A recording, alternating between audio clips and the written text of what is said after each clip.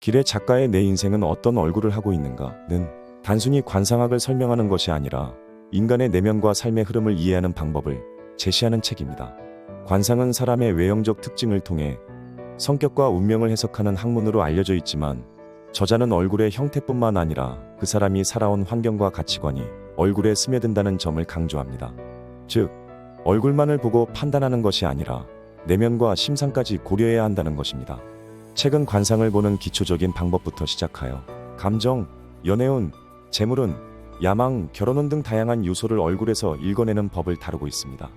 특히 관인팔법이라는 개념을 통해 얼굴에서 느껴지는 분위기와 인상을 읽는 방법을 제시하며 단순한 외형 분석이 아니라 그 사람이 풍기는 기운과 느낌이 더 중요하다는 점을 설명합니다. 또한 성형을 통해 얼굴을 바꾼다고 해서 그 사람의 본질적인 특성이 변하는 것은 아니라는 점을 강조하며 진정한 변화는 내면에서 비롯된다는 메시지를 전합니다. 책에서 인상 깊었던 부분 중 하나는 고개지상에 대한 설명입니다.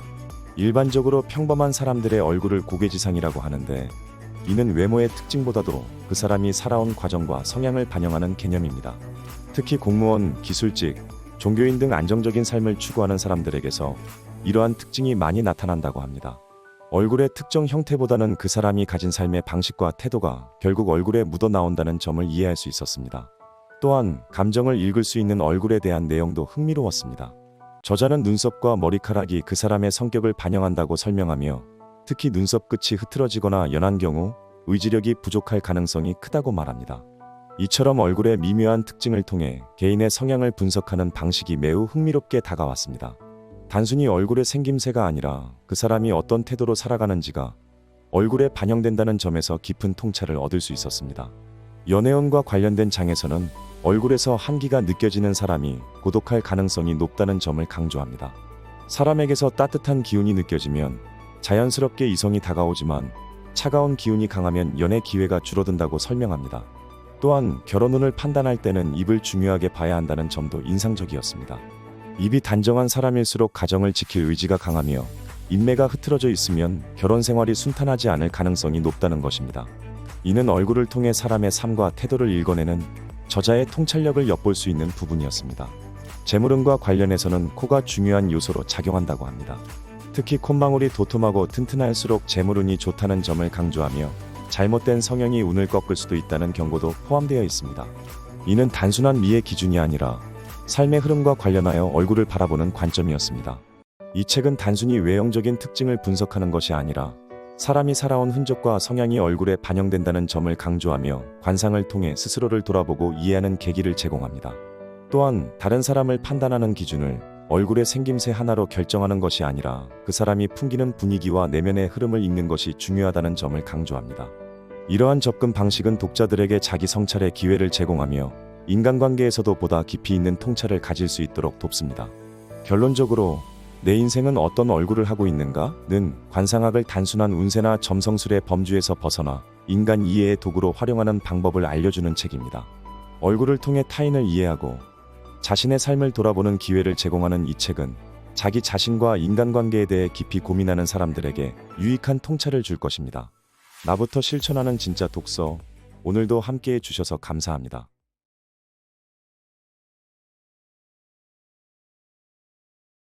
1장. 누구나 쉽게 관상을 보는 법. 우리는 관상으로 무엇을 알 수 있을까? 관상을 본다는 것은 그 사람을 직접 만나 생김새의 전체를 유심히 살피며 언행을 확인하는 것입니다. 그 사람과 함께 생활하며 일상에서 볼 수 있는 모든 면모를 빈틈없이 확인할 수 있다면 가장 정확하게 관상을 볼 수 있다는 이야기이기도 합니다. 길을 가다가 무의식 중에 하는 행동, 밥을 먹을 때 무심결에 나오는 말들이 그 사람의 내면을 드러낸다고 볼 수 있습니다. 결국 일상을 살핀다는 이야기는 그 사람의 평소 생활 습관을 보는 것이고 그 사람의 평소 생활 습관에 녹아있는 그 사람의 마음과 가치관을 확인한다는 의미입니다. 그리고 사람을 이해하는 데 있어서 관상보다 중요하게 살펴야 할 것이 바로 심상입니다. 성형으로 얼굴을 바꾼다고 해서 그 사람의 관상이 바뀌지 않는다고 하는 이유이기도 하죠. 성형만으로 그 사람의 습관이나 버릇이 절대 바뀌지 않기 때문입니다.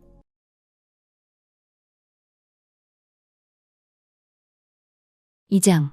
관인팔법. 얼굴에서 느낌을 읽어라. 평범한 사람들의 얼굴 고개지상. 고개지상을 알아내는 방법. 흔히 평범한 사람을 범부필부라고 합니다. 이 범부필부는 고개지상을 의미합니다. 모든 사람의 얼굴을 한데 모았을 때 나타나는 평균적인 외모가 고개지상이 아닐까요? 평범한 얼굴이 도대체 어떤 얼굴인지 느낌을 이해하기 어려울 수 있습니다. 고개지상을 가장 많이 볼 수 있는 대표적인 장소가 있습니다. 그곳은 바로 동사무소입니다. 의외이지요? 고지상이라고 하면 기괴한 상이라 볼 수 있는데 어째서 공무원의 상이 고개지상일까요? 고개지상은 얼굴에 모가 나거나 굴곡이 있는 부분이 있습니다. 여기서 이런 모나고 굴곡진 것 자체가 인생의 수고로움을 의미합니다. 순수 100% 고개지상이라면 삶의 수고로움이 정말로 클 것입니다.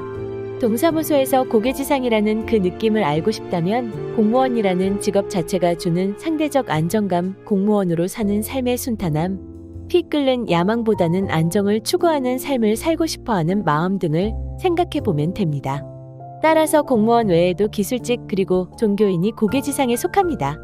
평범한 집안에서 자랐으며 현실에 만족하고 안정적인 삶을 살아가고 본인이 가진 욕심도 적습니다.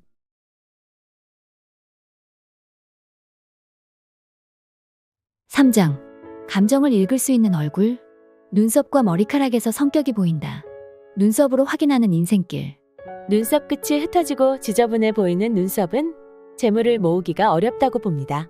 의지와 인내력이 마지막까지 이어지지 못하고 흩어진다고 보는 것이지요. 즉 의지와 인내심 부족입니다. 즉 전체적으로 눈썹이 연하고 형태도 잘 갖추어지지 않은 사람은 마음이 약하고 의지가 약한 사람으로 봅니다. 옅은 눈썹을 가진 남자가 사회생활을 왕성하게 하며 사람을 아울러야 하는 위치에 있다면 의지박약으로 인해 사회생활에 많은 어려움을 느끼고 원하는 목표를 이루는데 한계가 있을 수 있습니다. 앞머리 쪽 눈썹이 서 있는 사람들이 있습니다. 눈썹이 섰다는 것은 눈썹 머리가 인당 쪽으로 나 있는 눈썹입니다.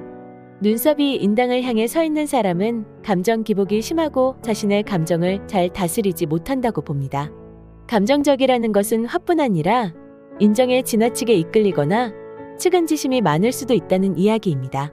어떤 선택을 할 때 늘 감정에 휩쓸려 이성적인 판단을 하지 못할 수도 있습니다.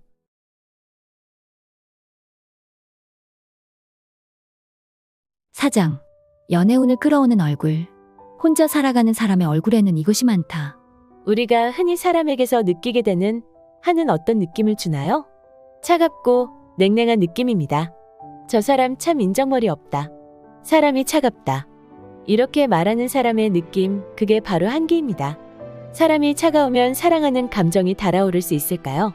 차가운 기운이 강한 사람한테 이성이 쉽게 다가올 수 있을까요? 그래서 고독함이 강한 고안의 경우 연애로 이어지는 만남도 빈번하고 결혼으로 이어지기도 하지만 한기가 강한 고안 같은 경우에는 사람을 만나는 횟수도 적어 나이가 들어서는 혼자 외롭게 살 것이라고 봅니다. 만약 얼굴에서 강한 한기가 느껴지는데 살기까지 더해지면 어떨까요? 그 사람의 말이나 행동 그 어떠한 것도 무섭게 느껴질 것입니다. 살벌하다라는 생각이 들겠지요. 이런 얼굴이라면 배우자뿐 아니라 육친과의 인연 역시 박할 수 있습니다.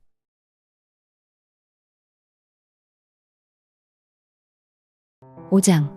재물에 가까워질 수 있는 얼굴. 재배궁인 코는 어떻게 생겨야 좋을까? 코는 크고 높아야 재물을 불러들일까? 코는 특히 재물과 연판을 해석하는 사람이 많습니다. 내 코가 재물을 불러들일 코일까? 를 알고 싶다면 먼저 자신의 코가 재물이 새어나가는 코인지를 확인하는 게 중요하다고 생각합니다. 흔히 사람들은 재물을 부르는 코에는 관심을 두지만 재물이 새어나가는 코에는 관심을 두지 않습니다. 그래서 연예인들의 코 성형 전후 모습을 보면 안타까울 때가 많습니다. 왜냐하면 코를 잘못 성형해서 운기가 꺾이는 연예인들을 심심찮게 볼 수 있었기 때문입니다. 코에서 재물 창고에 해당하는 부분은 난데 정의가 있는 콧망울입니다. 콧망울이 동글동글하고 살집이 도톰하면서 튼튼하면 재물 창고가 그만큼 크고 튼튼하다고 해석할 수 있습니다. 그런데 이 중요한 콧망울을 작게 만드는 수술을 받는 사람들을 보면 안타까울 따름입니다. 콧망울이 도톰한 코가 미의 기준에서는 좋은 축에 속하지 않지요. 작고 뾰족한 코가 미관상 예뻐 보이기 때문에 많은 여자가 이러한 형태의 코를 만들기 위한 수술을 하는 것 같습니다.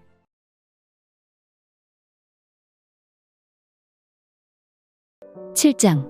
결혼 상대자의 이면을 볼 수 있는 얼굴. 가정을 지키는 사람의 의지를 볼 수 있는 곳. 저는 배우자로 적합한 사람인지를 판단하기 위해서 얼굴에 단 한 곳만 볼 수 있다면 입을 보여달라고 할 것입니다. 마음을 볼 수 있는 곳이 눈이라고 했죠? 관상학적으로 눈은 정말 중요합니다. 그런데 입도 눈만큼 중요합니다. 사실 저는 눈보다 입이 더 중요하다고 이야기하고 싶습니다. 이성의 눈빛이 아무리 강렬하고 눈이 맑아도 입에서 지켜내는 힘이 없다면 아무 의미가 없습니다. 그렇다면 입은 무엇을 지켜낼까요? 관상에서 입은 내 가정, 배우자, 재물을 뜻합니다. 그리고 의지를 나타내는 곳이기도 합니다. 그래서 결혼 생활에 문제가 있어 상담소를 찾는 내담자들의 얼굴을 들여다보면 바로 입에서 좋은 느낌을 찾을 수 없었습니다. 특히 입에서 좋은 느낌을 주지 않은 사람들은 하관, 턱이 안 좋은 경우가 많았습니다. 입 매무새가 단정해야 가정에 대한 책임, 배우자, 자녀에 대한 책임을 다할 수 있다고 봅니다.